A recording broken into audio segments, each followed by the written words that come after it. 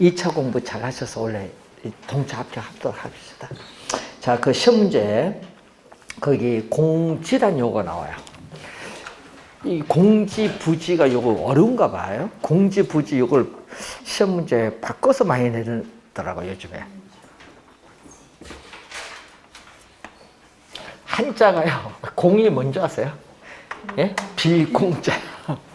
빌공자인데 거기 공지는요. 우리 지진 일본 같으면 지진 많이 나잖아요. 그럼 건물 무너질 수도 있죠. 피난해야 될 거 아니야. 이렇게 피난, 안전 등 이렇게 건물에 재난이 발생 시 안전, 그리고 햇빛, 일조 등의 양호한 생활 환경을 위해서 건축물을 지으면서 어떻게 남겨놓은 일정 면적 부분의 토지예요. 그럼 이제 우리 여기 보면 건물 사이에 있는 땅 있죠? 건물 사이에 이게 공지예요. 공지. 쉽게 얘기하면 그게 공지. 그러니까 건축법상의 대지, 건축법상의 대지, 건축할 수 있는 토지, 이 대지에서 건축물의 바닥 면적을 제외한 부분을 공지라고 한다. 공지 개념. 자, 그리고 소지, 요거 2년 연속 30회는 정답, 작년 또 출제, 2년 연속 출제된 소지. 용어가 어렵죠. 소지 하니까. 그러니까 건축할 수 있는 토지가 뭐죠? 아까 택지.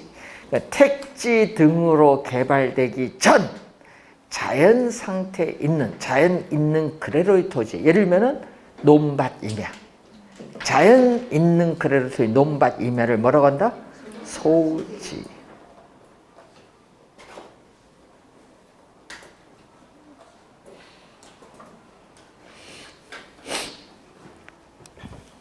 자, 그리고 공한지. 여러분, 또 여기 보면요. 공지 배우셨잖아요. 공지와 공한지는 서로 다른 용어, 같은 용어가 아니에요. 여러분, 공한지 여기 있잖아요. 이거 택지예요. 공한지는 택지니까 어떻게 돼? 건축할 수 있죠. 근데 건축을 안 해. 건축할 수 있는 토지인데 건축물을 안 짓는다는 얘기예요.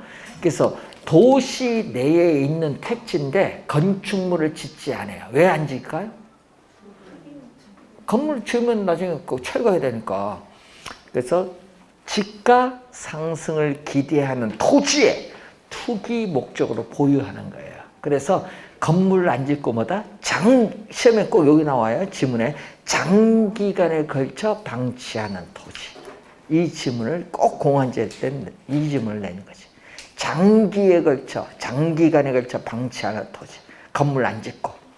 예, 토지 가격 상승을 기대하는 토지에 투기 목적으로 보유하는 겁니다. 그리고 여러분 교재 우리 시험 문제 또 많이 나온 61페이지 보시면요. 작년에도 나왔지만요. 하여튼 시험 문제 이게 진짜 많이 내요. 후보지와 무슨 개념? 이행지. 시험에 단골로 출제가 되는 용어. 후보지와 무슨 개념? 이행지 개념. 올해도 중요하다.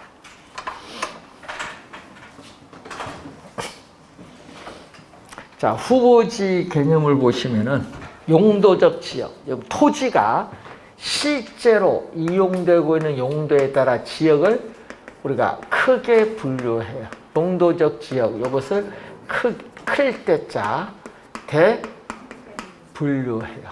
그래서 무슨 지역? 우리는 택지 지역, 농지 지역, 임지 지역. 자, 우리 택지는 이제 배웠으니까 아까 택지는 감정 평가상의 용어, 농지도 임지도 요거 감정 평가상의 용어예요. 자, 임지 지역 여러분 지목이 뭔지 아세요? 임지 지역의 지목은 뭐다? 임야야. 농지 지역에서 농지 있죠? 감정 평가상의 용어인 농지. 자, 여러분 농지연금 혹시 들어보셨어요? 농지연금. 주택연금만 들어봤어요?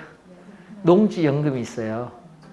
그 농지연금은 전답 과수원 가신 분이 신청할 수 있어. 그러니까 지목이 뭐다? 농지 지목은 전, 다, 과수원이야. 지목이. 전, 다, 과수원이 지목이. 자, 그러면 한번 가볼까요? 자, 우리 임야 같은 거 있잖아요. 임야를 택지로 조성해서 아파트 지을 수 있죠. 이렇게 가는 거. 임지적이 택지적으로 이렇게 바뀌는 것을 뭐라고 한다? 용도적 지역의 전환이라는 용어를 사용해요. 자, 농지, 전답이잖아. 전답을 또 택지로 조성해서 아파트 지을 수 있죠. 이렇게 전환. 이렇게 임지지역, 농지지역, 택지지역 상호 간에 용도가 변경 중에 있는 지역의 토지를 뭐라고 한다? 후보지. 자, 우리 요즘 신도시 개발 발표 쪽이 기역의 동네. 그래서 광명시의 기역 동네. 그래서 했잖아요. 그럼 그 신도시 개발 발표 거기 지목이 뭐예요? 그 보면 거의 대부분 보면 전다, 과수란 임야일 거예요. 거의 대부분이. 예? 그러면 그것을 어떻게 돼요? 수평 택지로 조성해서 뭐 아파트 짓고 공급해야 될 거 아니에요. 그래, 그게 바로 후보지 개념이에요. 신도시 개발 용어가 나오면 무슨 개념과 관련이 있다? 후보지 개념과 관련이 있다. 자, 그런데 이런 게 있어요. 또 택지 지역이 우리가 주택, 주거지역, 또 무슨 지역? 상업지역, 공업지역으로 나죠. 주상공. 자, 여기서, 자, 예를 들어서, 그 택지는 건축할 수 있는 토지라고 했잖아요. 그럼 건축 지었어. 공장 지어서, 난 진짜 영업 잘하고 있어. 공장 가동. 그런데, 자, 이게 IF 무슨 코로나 해서 갑자기 어떻게 돼요? 공장 가동률이 급격히 저하됐어. 그러면 돌릴수록 어떻게 돼요? 계속 손해야. 그럼 어떻게 돼? 공장 가동률이 코로나에서 급격히 저하되면서 그럼 나는 손해를 보니까 공장 없애버리자. 공장은 지금 택지지역이잖아. 공장 철거했어. 용도 변경해서 아파트 지을 수 있어요, 없어요? 건물 철거하면 되잖아. 용도 변경해서 아파트 지을 수 있지. 그래서 옛날 보면 섬유 공장들이 있지만 도심에 있다가 다 외곽 가면서 아파트 짓잖아요. 마찬가지지. 공업지역이 뭘로 간다? 이렇게 간다. 그래서 택지 지역 안에서 공업지역이 주거지역으로 바뀐다. 주택지역으로. 이것은 이행지야. 이행된다. 그래서 동일, 시험 문제 작년에 요거 냈거든요. 그래서 동일 용도적 지역. 동일 용도적 지역 내.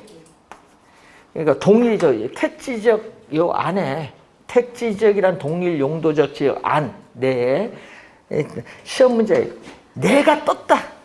내가 뜨면 뭐다? 이행지. 작년에 시험에도요. 내가 떴어. 내가 떴으면 볼 거 없어. 뭐다? 이행지. 근데 작년에 후보지로 낸 거야. 내가 떴으면 뭐다? 이행지. 내 동그라미 쳐야겠지. 진짜 중요하다. 네. 하여튼 내가 나오면 이행지입니다. 자, 그래서 시험 문제 글씨 크게 보시고 내가 있나 없나 그것도 확인. 그러니까 후보지 이행지 개념 진짜 중요하거든요. 여기 용어 어렵거든요. 그래서 시험 문제 단골로 출제되는 용어입니다. 선하지는 요건 쉬웠죠. 선은 고압선이에요. 선하지 하면 고압선 아래에 있는 토지.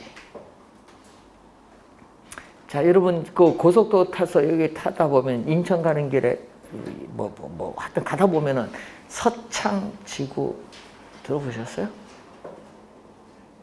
부동산 하다 보면 한번 차 몰고 한번 가보세요. 얼랑이 가시면서 쭉 가다 보면 서창지구가 있어요. 서창.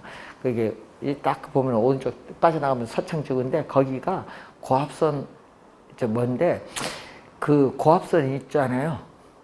요즘 위에 설치해요? 밑에 신도시? 밑에 가야지. 지하로 갔거든요. 근데 문제는 아파트 짓기 전에 고압선 먼저 설치를 했어요. 당연해요, 이제는. 근데 문제 설치했는데 아파트 입주한 사람이 왜 우리 동의 없이 설치냐? 설치해놓고 분양받은 거 아니냐고. 막 데모해요. 나 우리나라에서 이해를 못해. 설치한 거 알고 분양받은 거 아니야? 지하인데, 지하로 있는데 그것을 보상해달라. 문화 대단하신 분들 많아. 거기 고압선은 이제는 지하로 갑니다. 저 파주 아시죠? 운정 3지구. 운정 3지구가 있습니다. 운정 신도시. 근데 거기도 처음에 도시 계획이 딱 발표를 해야 될 거 아니야. 그러면은 고압선이 제일 먼저 들어가야 될 게 뭐야? 전력이야, 고압선. 여기 도로가 딱 확정이 돼야 고압선이 그 도로상에 따라서 들어가야 되는데, 문제는 도시 계획에서 도로가 어떻게 뚫을지 확정을 못한 거야. 그러니까 골치 아픈 거야. 왜냐? 그래서 그때 당시에 임시로 지상에 고압선 도로를 설치하면 안 되겠냐니까 주민들이 데모에서 반대한 거야. 안 된다. 한 번 설치 잘못했다가는 평생 간다. 왜? 지하로 가야 된다. 도시계획부터 빨리 확정해라. 그래서 그때 당시에 그 문제 때문에, 예? 모 공장이 어떻게 돼요? 준공 90%에서 가동을 못했어. 언제 아세요? 파주 공장, LG, 필립스. 고압수도에서 공장 90% 해놓고 전력 공급이 안 돼서 가동 못했잖아요. 한창 잘 나가야 됐는데 그것 때문에 2년 동안 공장 가동 못해서 어떻게 돼? 망하는 거지. 뭔지 아세요? 중요한 거야. 그래서 고압선 아래에 요즘 가잖아요. 그래서 고압선 아래에 있는 토지는 하여튼 문제가 많아. 그러다 보니까 토지 이용이나 거래에 제한이 있을까요, 없을까요? 있죠. 가치가 많이 떨어져요. 그래서 반대를 하는 거예요. 고압선 도로가 들어서면은. 그래서 감가가 발생한다. 선하지도 뭐가 발생한다? 감가가 발생한다. 토지 이용이나 거래 시에 제한이 많습니다. 그래서 여러분도 혹시 동네 고압선 도로가 지상으로 온다 하면 무조건 뭐 해야 돼? 반대해야 돼. 그래서 여러분 옛날에 보면 밀양 아시죠? 밀양은 밀양 여러분 그 관광 가신 분 표충사도 있고 뭐 관광 가신 분 알겠죠? 산 많잖아요. 산이 있는데 문제는 그 산을 다 깎아서 지하로 가야 돼요? 고압선을? 밀양에 지하로 가야 돼요? 산을 깎아서 지하로 가야 돼요? 비용 많이 들 거 아니야. 어떻게 산을 깎아? 그러니까 어떻게 돼? 지하로 못 가잖아. 그러니까 어떻게 해야 돼? 산과 산 연결 위에 고압선을 이렇게 가니까 거기 주민들이 또 반대하는 거야. 뉴스 많이 나왔을 건데. 그것 때문에. 예? 고압선 들어서니까 위로. 그래서 뉴스 많이 나왔어요. 그런데 문제는 고압선 들어서는 건 반대하면서 왜 공항 들어서는 건 찬성해? 밀양에? 공항 들어서면 밀양에 나왔잖아요. 지금 가덕도 얘기 나오는데 밀양 할 때는 산인데 산을 깎아야 되는데 그래서 안 되는 거지. 예?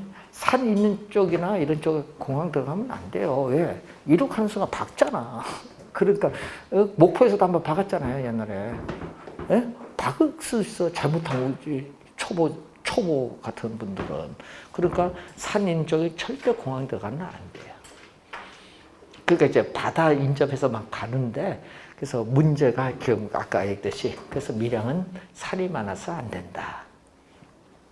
그래서 저희들이 옛날에 분석했을 때 부산의 공항은 어디 가야 되느냐 했을 때 그때 당시 그거는 안 나오대. 그래서 그거는 부산이 아니라서 그런가? 그래서 그 부산에서 위로 올라온 쪽에 100만 평이 있어요, 토지.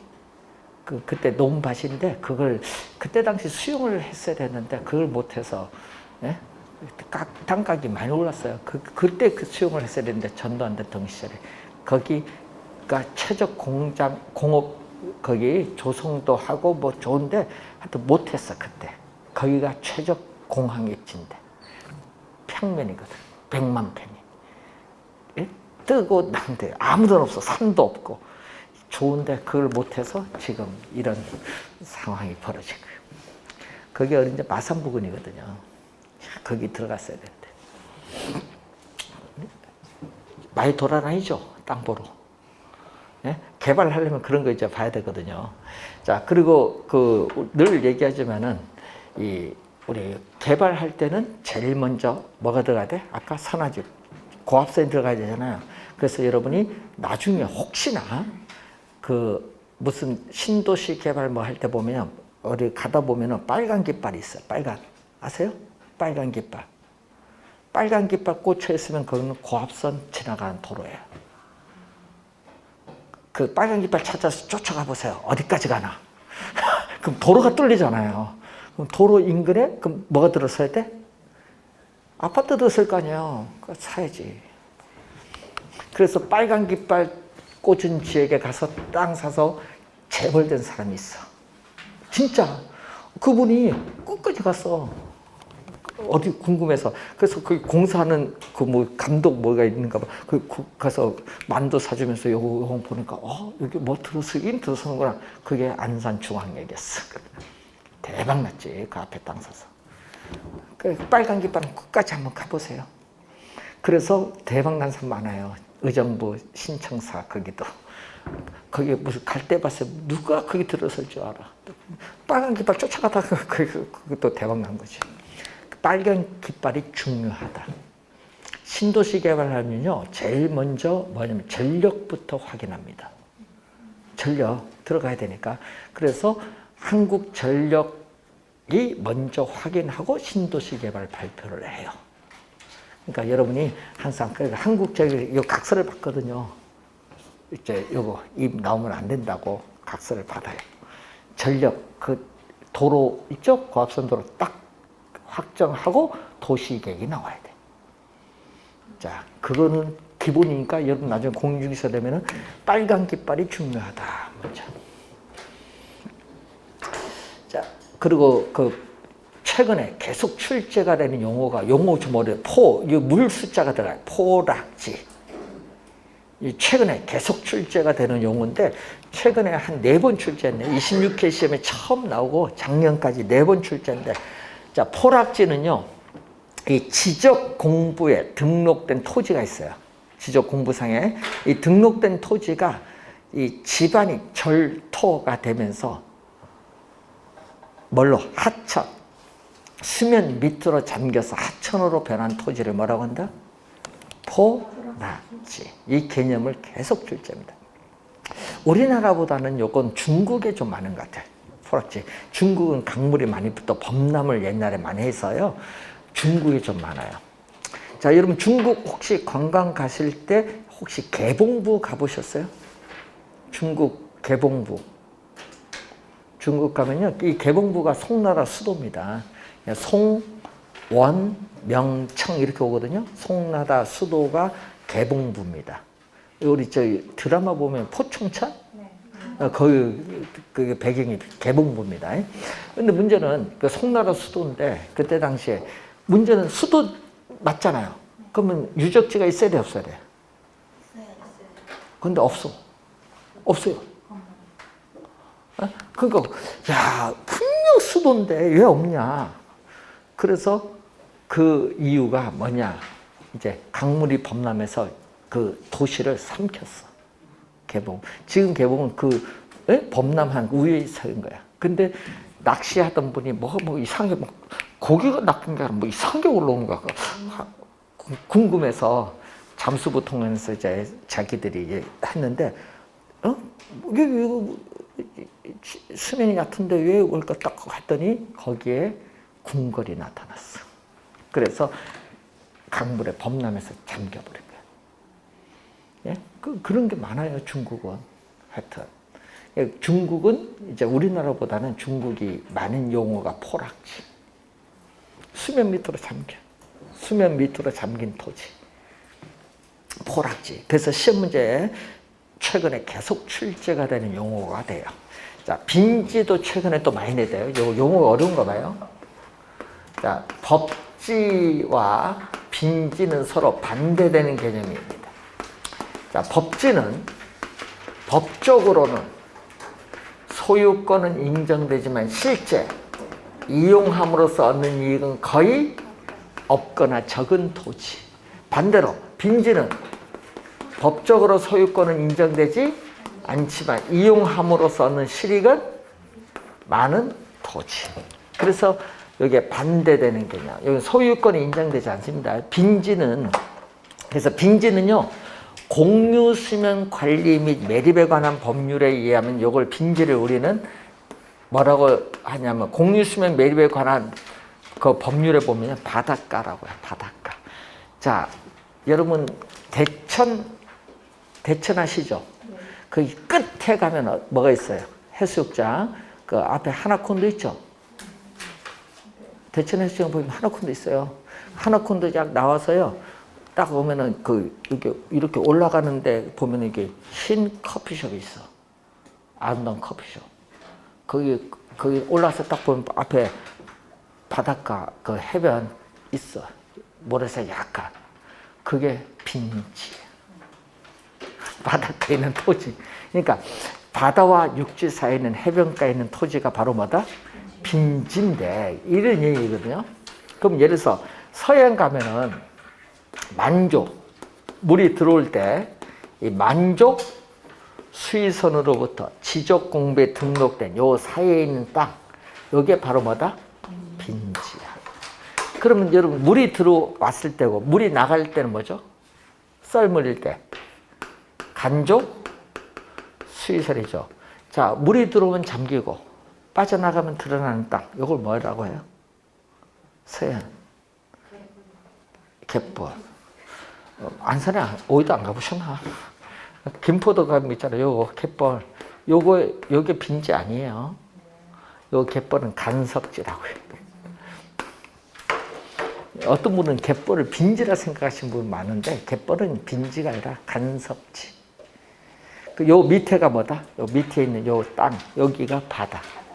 바다. 자, 갯벌이 빈지 아닙니다. 주의 좀 해두시고. 갯벌은 간석지라고 해요. 간석지. 자, 그래서 시험 문제에 요게 용어 좀 어렵잖아요. 그래서 요즘 계속 출제를 4년 동안 3번 한 것 같아요. 자, 법지는 24일 하면 난데 이런 얘기죠. 법지는 여기 땅이에요. 지금 여기 뭐다? 땅. 이게 땅인데 문제는 여기에 위에 주택이 있어. 여기 주택이 있고요. 요 밑에도 이렇게 주택이 있어요. 문제는 택지 조성을 하면요. 우리 택지 보잖아요. 뭐 이면을 전답 택지 조성도 수평이잖아요. 평평하게 건물 지을 거 아니에요. 수평 이렇게 수평 투영면상에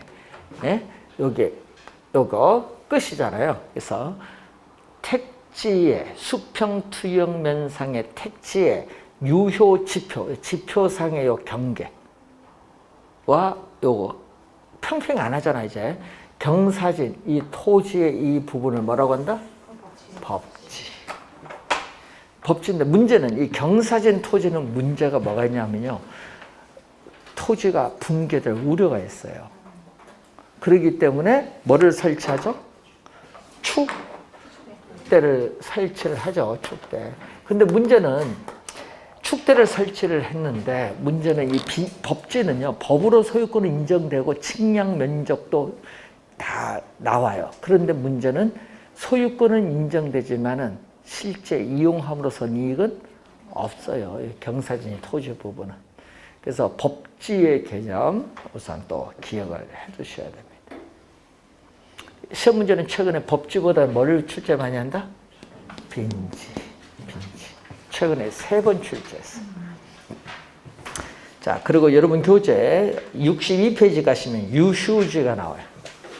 자, 여러분 우리 유휴지 대책 뭐 이런 것도 옛날에 많았는데 토지를 정상적으로 이용할 수 있습니다. 토지를 정상적으로 이용할 수 있는데 이용을 안 해요. 정상적으로 이용하지 않는다. 그러니까 뭐죠?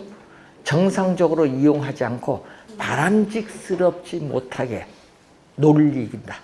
이용하지 않고 놀리는 토지를 뭐라고 하냐면 유휴지의 개념이다. 유휴지.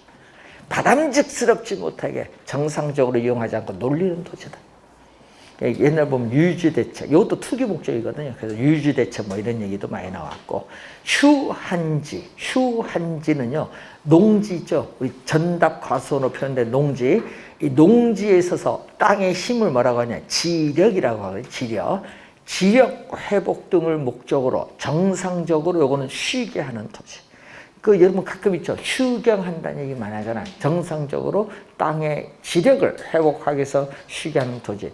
우리 저 금산 가면은 뭐를 많이 거기 재배하는 거야? 그러면 인삼은 땅의 지력을 뽑아야 와야 될 거 아니야. 그러다 보니까 그럼 6년, 7년이면 한 번씩 휴경을 해야 돼요. 지력 회복. 그게 중요한 거거든요. 그래서 그때 나오는 개념이 휴한지야. 지력 회복 등을 목적으로 정상적으로 쉬게 하는 토지. 그러니까 휴경한다는 얘기죠. 농지 등에 있어서. 자, 그리고 여러분 거기 63페이지로 오시면은 그 주택 분류가 나오는데, 자, 이 주택 분류는 우리 개론선 공부를 하지 않습니다. 요거는 여러분 공법에서 건축법상에서 분류해서 여러분 공부 배우는데, 그 밑에 63페이지 밑에 이번에 개정된 게 하나 나왔어요. 개정된 게 거기 뭐 다중주택 한번 볼까요? 학생, 직장인 등 장기간 거주할 수 있는 구조로 된 주택이 있어요. 다중주택, 용어 좀 어렵죠? 근데 그게 330이 개정이 됐어. 뭘로? 660으로. 고치시기 바랍니다. 개정이 됐어요. 여기 6월 15일부터인가? 하여튼 개정이 됐습니다. 330이 아니라 얼마? 660으로.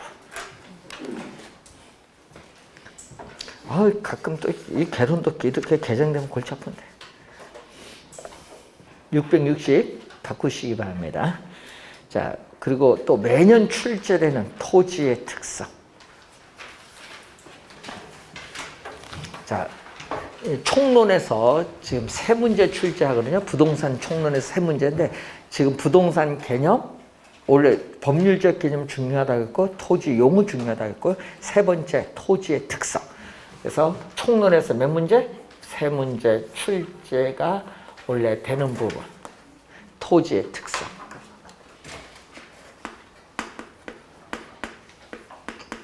그래서 총론에서는 여러분 시험 문제 나오면 틀려서는 안 된다는 거.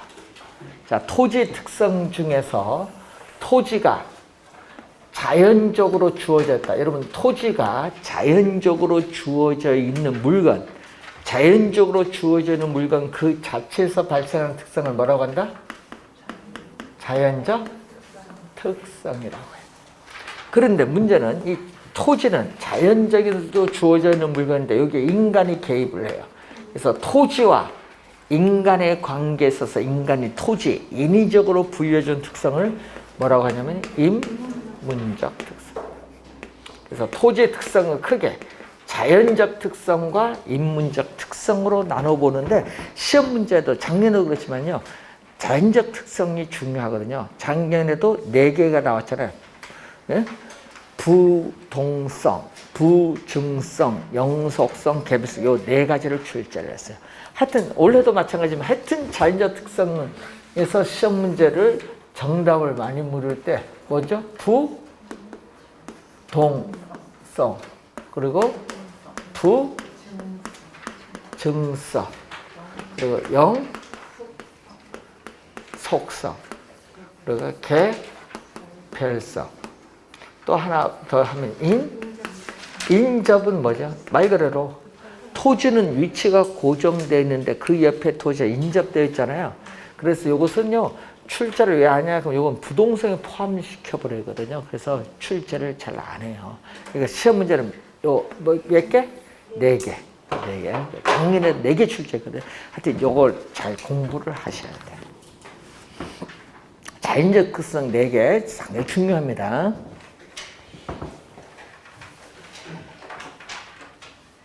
자, 동은 뭐죠?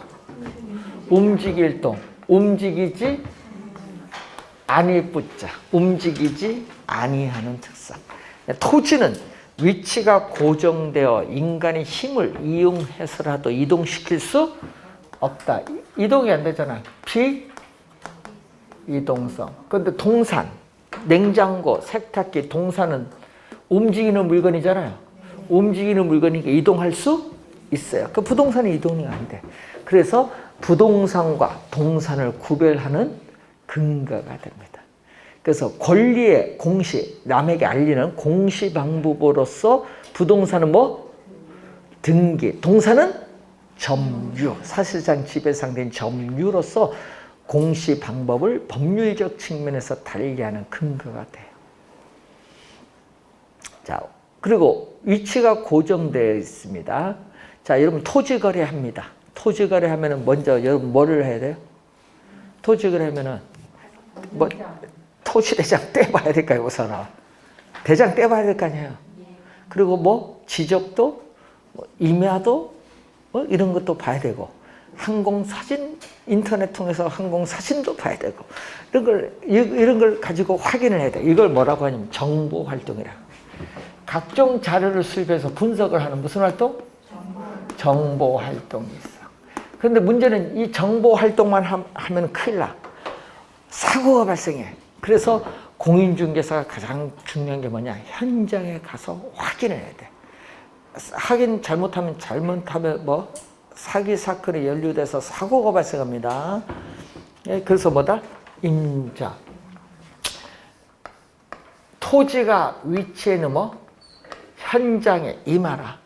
토지가 위치는 현장에 임해서 활동을 하라. 작년식에 요거 출제했어. 부동산 활동을 임장 활동으로 만든다. 무슨 특성? 부동산. 작년에 출제했어요. 임장 활동. 그래서 공인중개사는 중요한 게 임장을 해야 된다는 거. 자, 여러분 요즘 뉴스 많이 나오는 게 기획부동산 얘기 많이 나오죠. 그러니까 근데 웃긴 게 많은 게 우리 친구도 이제 바쁘다 보니까 말만 믿고 저 대관령에 여기는 진짜 좋은 땅이다 해서 가봤냐고 물어봤어. 가보셨냐고 딱 친구 보고 하니까 안 가봤대. 그래서 보내봐. 집어 딱 보내고 놀러 가는 길에 한번 거기 들려봤지. 야, 요 건축도 안 되고 뭐도 아니고 요 보니까 서로 다 때문에 규제는 다 있어. 개발 제한 구역에 군사 보호 구역에 뭐 다 규제 있어. 그런 땅을 왜 사는지 그래서 이거 알고 사는 거니까 좋다고. 사기 당한다. 그래서 계약 바로 며칠간 전에 취소. 많거든요. 그래서 제일 사기 많이 당한 사람이 연예인이거든요. 바쁘다 보니까 못 갔잖아요. 그러니까 그래서 연예인 중에 우리 사기 당하신 분 중에 한 분이 유명한 사람이 있어. 예? 그 평창 아시죠? 우리 영동호수 가다 평창 가다 보면은 거기 유스 호스텔이 보일 거예요. 오른쪽에 평창 가기 전에 보면 오른쪽에 유스 호스텔이 있어요. 그 부근의 땅인데 문제는 이 땅을 이분이 매입을 했는데 현장에 안 갔어요. 누구 말만 믿고 샀어? 예?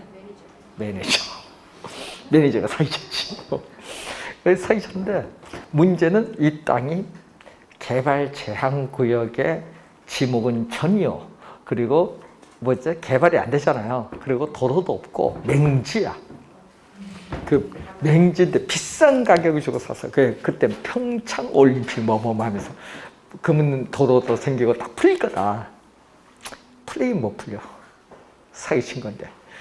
그래서 그것 때문에 이 분이 자기도 모르는 그래서 노후를 해서 투자하시라 해서 매니저가 해서 했는데 그것 때문에 자기는 드라마를 하차했어. 드라마가 아니라 예능. 1박 2일 하차를 했어. 그것 때문에. 그래서 나중에 알고 봤더니 이상한 땅이야. 그래서 국가에 기입해버렸어. 얼마도 안 되고 그 땅 깎기도 얼마 안 되는데 국가에 기입해버렸어. 강시성을 가진 분인데. 아시죠? 강시성 하면은 그분이 사기당했어. 이거는 약갑니다. 김민종은 더 큰 사기당했어. 하여튼 연예인들이 확인을 못해. 그러다 보니까 사기치기 진짜 좋아해. 그래서 대한민국에서 임장을 잘 해야 돼. 공인중개사가 왜 필요하냐면요. 임장을 해야 돼. 그 변호사는 부동산 잘 볼 줄 알아요? 변호사는 서류만 보잖아요. 그렇죠? 현장 가서 확인해야 될 거 아니야. 그래서 변호사도 공인중개사 자격을 따야 돼요. 변호사라고 여기 공인중개사가 더 유명해요. 변호사보다. 변호사는 서류만 보는 건데.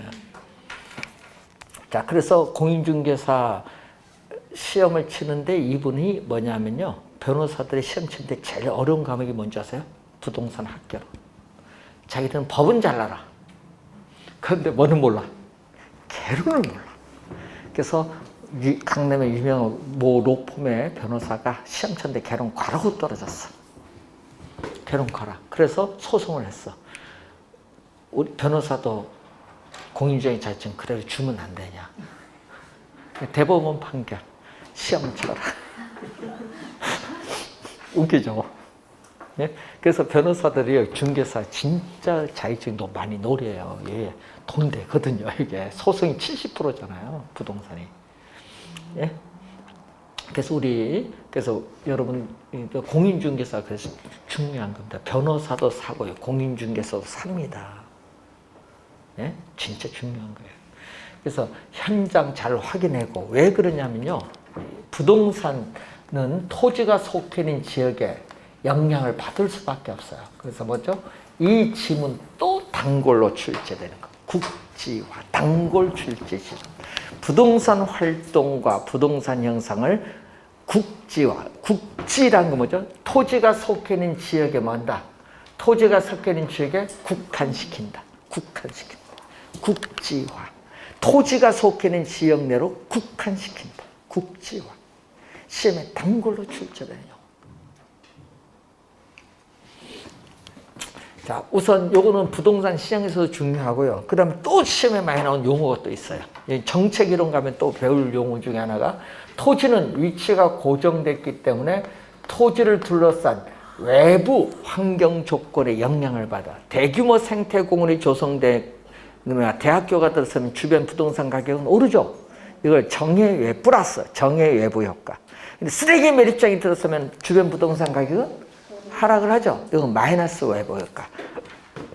뭐가 발생한다? 외부 효과를 발생시킨다. 외부 효과를 발생시킨다. 이거 시험에 많이 출제합니다. 사례도 많이 내고요. 뭐가 관련이 있어요? 부동성과 관련이 있다. 자, 그리고 토지 가격은 여러분 중요한 건요. 위치가 유리한가 불리한가 상당히 중요해요. 위치가 고정돼 이동하지 못하다 보니까 토지 가격을 위치로서의 가격화를 시키는데 그래서 위치 가격화를 또 하고요. 또 위치는 고정돼서 이동하지 못하다 보니까 중앙정부나 지방자치단체의 제도적 규제, 규율이 대상이 되기가 쉽고 또 지방자치단체의 지방세법상 조세 수입에 또 근거가 된다.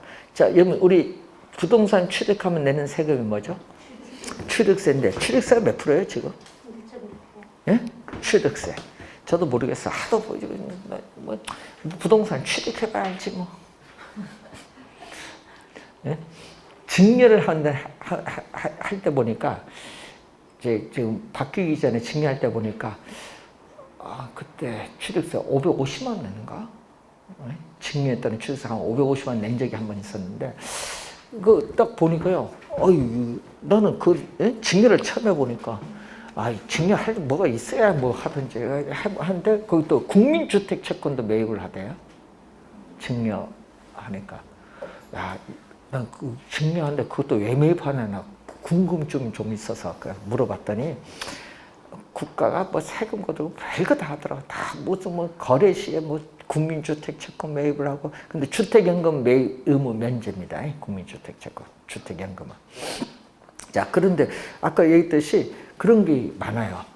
지방세법상의 근거. 작년에 우리가 아까 취득세 같은 경우 지방세잖아요. 취득세는 지방세입니다. 시험에 작년에 또 출제했어요. 취득세는 뭐? 지방세. 재산세도 지방세. 이거 농담 삼아 얘기하는 게 진짜 시험에 나오는 거 국세, 지방세 구분하는 거. 세법이 아니라 개별로 출제하는 거예요. 네? 종합부동산세 뭐 이런 것도 국세죠. 요거는 이런 걸 출제하는 거예요. 네? 시험 문제 나올 때 작년에는 뭘 출제한 줄 아세요? 재산세는 보유 단계, 취득 단계. 작년에 취득 단계로 출제했어. 그게 정답. 기본을 묻는데 그런 거 틀리면 안 되지.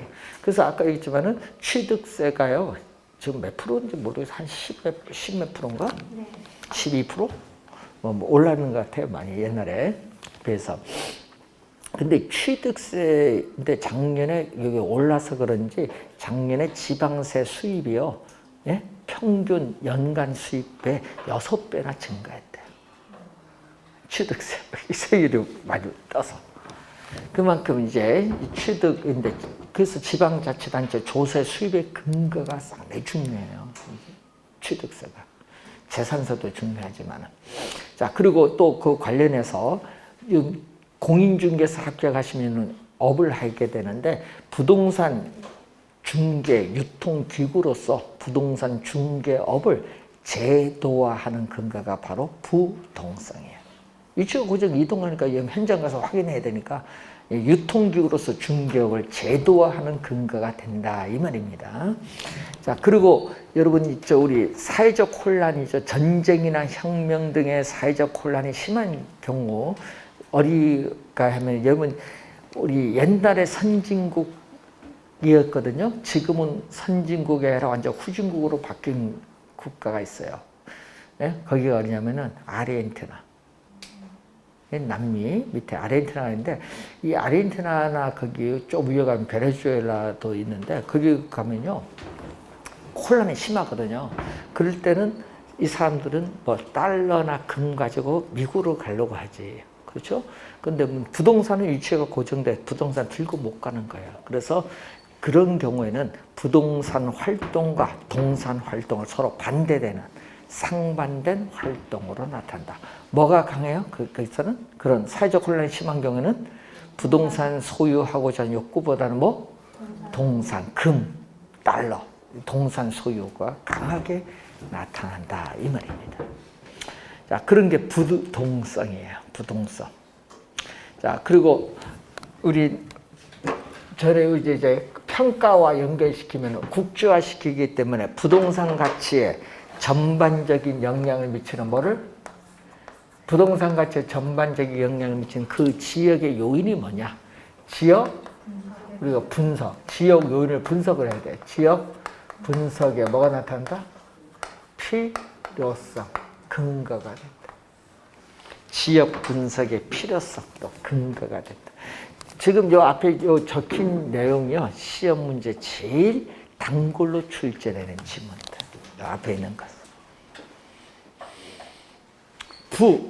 부동성이죠. 자, 부증성은 어떤 의미일까요? 부증성은 증가시킬 수 없다. 자, 토지에 인간의 노동력과 같은 이제 생산 비용을 투입을 하여도 자연적으로 주어진 토지량은 결코 증가시킬 수 없다. 증가가 안 돼요. 그래서 비생산성.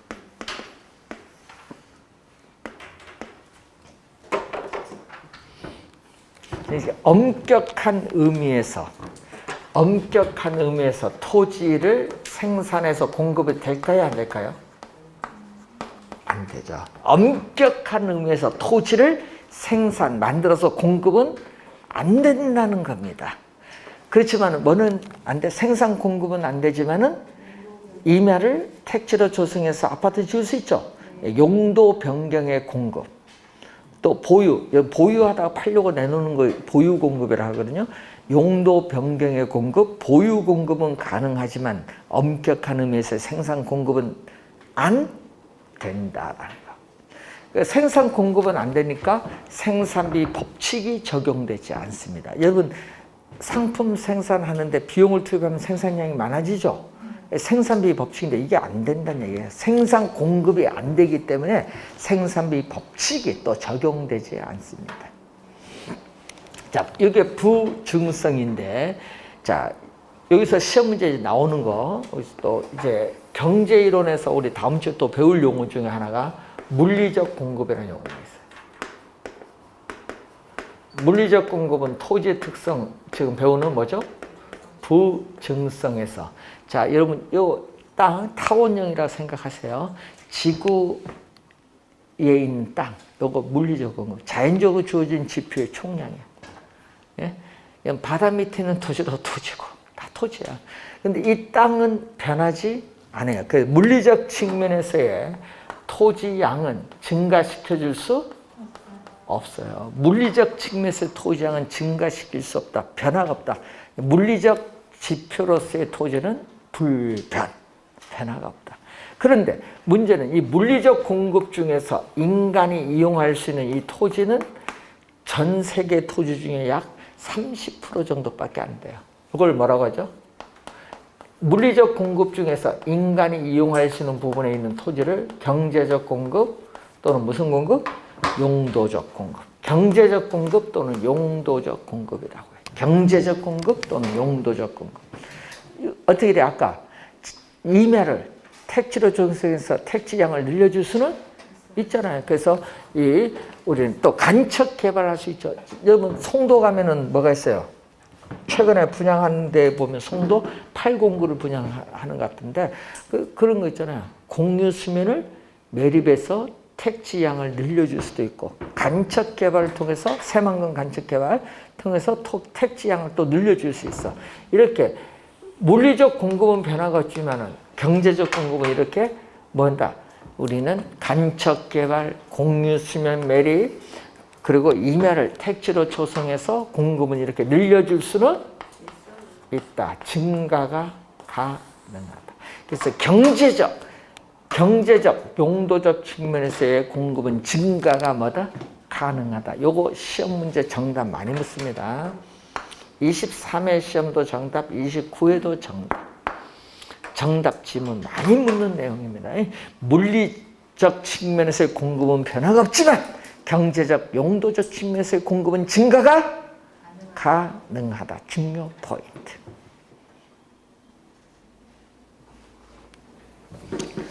자, 그리고 증가 안 되잖아요. 그래서 토지의 증가를 전제로 하는 이론은 성립될 수가 없다.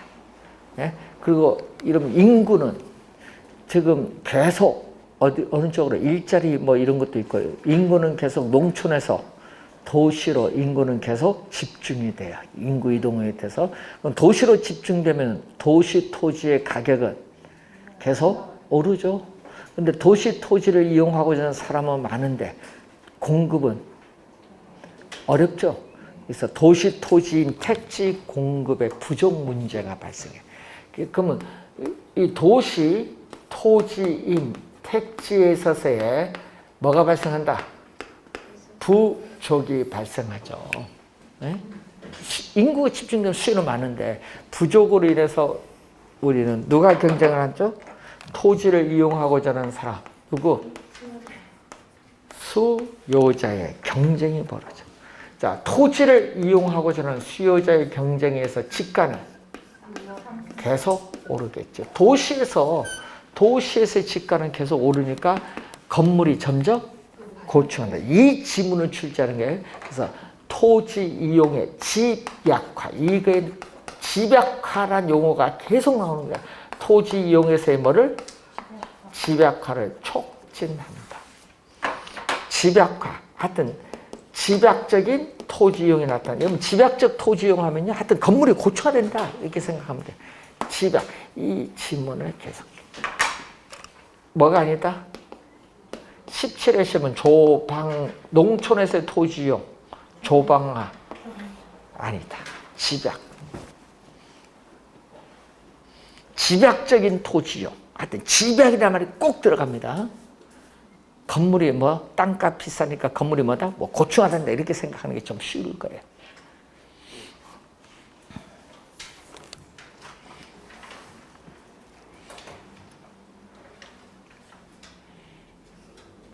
자, 부증성은 늘 얘기하지만 경제적, 용도적 공급 여기 중요 포인트가 좀 주의해 주시고 토지는 뭐다? 부증성은 토지는 유한하죠. 한정됐죠. 뭐 무한히 늘려줄 수 있다. 유한, 한정돼 있기 때문에 뭐가 나온다?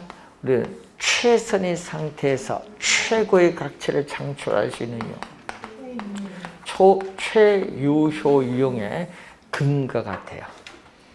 자, 또 시험 문제에 또 주의를 할 것은 부증성이 나오면요. 항상 이 지문. 희소성. 희소성.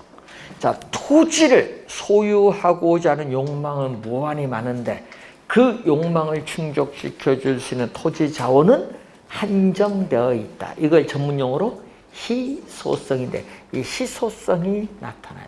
자, 여러분 우리 골동품 희소성 크죠? 희소성. 그 중에 골동품 희소성 큰데 저 우리 옛날에 보면 저 고려청자 있죠? 고려청자. 그 뭐 비색인가? 예? 그 상감해서 비색 나오는 게 있잖아요. 근데 그게 대단한 기술인가 봐요. 근데 그 기술을 재현을 못해요, 지금. 중요한 건 지금 재현이 안 된다는 얘기예요. 근데 그래서 가치가 뭐보다 비싼 거야. 뉴욕에서 소더비 경매에서 할 때 고려청자 있죠? 그 하나, 그게 얼마냐? 거의 65억에 거래됐어. 네? 혹시 집에 있는지 한번. 이번 뉴욕에 어떤 분이 그 고물상에서 뭐죠? 이렇게 뭐 찻잔 그 제 받침인가? 뭘 샀는데 그게 골동품, 명나라 시대 골동품 판명돼서 그것도 몇십억에 또 거래가 됐다 하더라고. 그만큼 어떻게 희소성이 높을수록 가격도 뭐다? 비싸요. 희소성이 높을수록 가격도 비싸다. 그러니까 골동품이든 뭐든 하여튼 희소성이 높을수록 가격도 비싸다.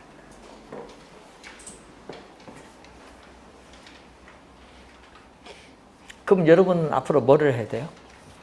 토지 거래에도 희소성 있는 물건 본인이 가지고 있으면 진짜 부르는 게 갑이 돼요. 중개 물건이든 수수료든. 희소성을 늘 했는데 희소성 뭐가 관련 있어요? 부증성과 관련 있고. 그러다 보니까 요즘 뉴스에서 많이 나온 게 또 뭐가 많이 나요? 토지 공익개념, 유한하기 때문에 토지 공익개념을 강조하자. 그래서 토지 뭐 공개념이란 용어를 사용하죠. 토지 공개념의 또 근거가 되어지기도 한다. 토지 공익성을 강조한다는 거죠. 왜? 토지는 생산이 불가능하니까.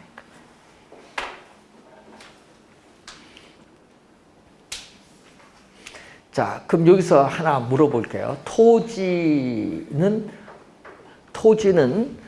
우리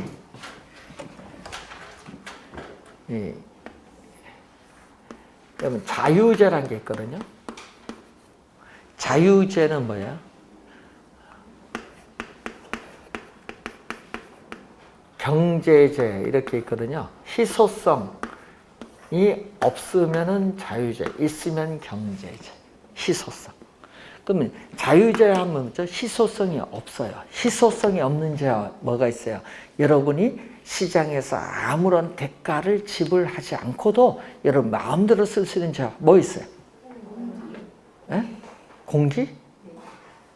공기가 생존과 중요하죠. 공기. 햇빛 뭐 이런 거? 네? 이런 거잖아요. 자유재. 네? 그런데 대가를 지불해만 얻을 수 있는 재는 햇빛 공기를 뺀 나머지 다죠? 뭐 의류든 뭐 요거든 뭐 다 요거 분필이든 마스크든 다 대가를 지불해야 얻잖아요. 이런 자는 다 경제재. 경제재는 희소성이 있어요. 그럼 토지는 희소성이 있다 없다? 있다. 그럼 토지는 뭐다? 경제재. 그럼 이제 시험 갑니다. 자, 토지, 건물 등의 부동산은 경제재라고 볼 수 있다. 맞죠? 또 대학이 또 그래요. 갑자기 경제재지. 시험제 그렇게 출제도 해요. 경제재. 용어 좀 이제 이해를 하시고 자, 희소성 여부입니다. 그래서 여러분이 우리가 토지는 대가를 지불해만 얻을 수 있는 재화 있죠. 그런데 여기서 이제 또 갑니다. 시험 문제 나오면 용어 때문에 막 어려운 거예요. 사적 재화. 공공재가 있어요. 사적 재화, 사적 프라이빗. 공공재는 뭐죠? 퍼블릭. 퍼블릭 굿. 요건 재화거든요. 예. 사적인 재화, 요건 공적인 재화. 퍼블릭. 예. 퍼블릭 굿즈를 의미하는데, 자, 여기서 이제 갑니다. 토지는 사적 재화일까요? 공공재일까요? 저 묻습니다. 토지는 사적재와 공공재.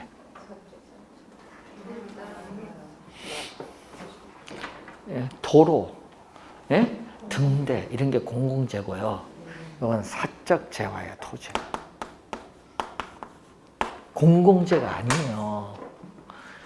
그러니까 여러분 마음대로 거래할 수 있지. 토지 사업한 거 여러분 마음이잖아. 그렇죠? 이거 마음이지. 사적재화예요. 그 시험 문제는 토지는 공공재 이렇게 딱 출제해 버리는 거야. 그럼 또 이거 듣긴 들었는데 이렇게 나오면 안 되죠. 토지는 자 이제 갑니다. 경제재이면서 무슨 재화? 사적재화다. 공공재가 아닙니다.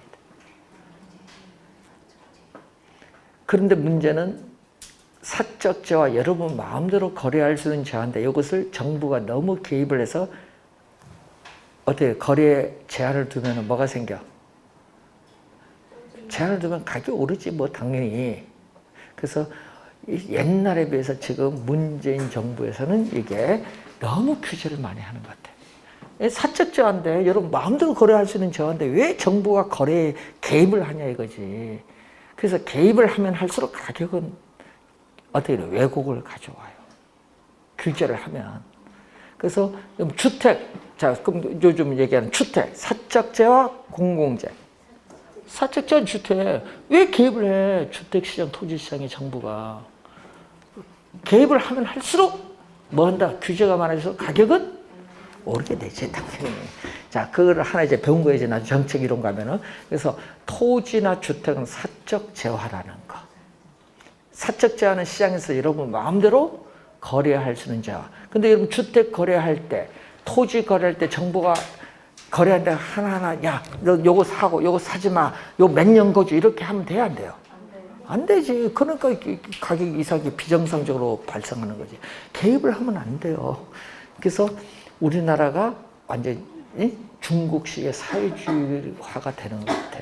왜냐면 중국은 토지는 국공유잖아요. 그래서 건물만 거래가 되는데 우리나라도 지금 토지 이런 식으로 가면 문제가 많다. 주택 지금 개입도 많잖아요, 정부가. 그래서 가격이 개입이 하여튼 규제, 개입이 많을수록 가격은 비정상적으로 왜곡이 된다. 아까 사적자니까 시장에 맡겨둬야 되는 거예요, 뭐든지. 그러니까 우리 자유시장 경제라는 것은 말 그대로 자유가 붙었다는 것은 시장에 여러분 마음대로 거래할 수 있는 재화이기 때문에 맡겨둬라.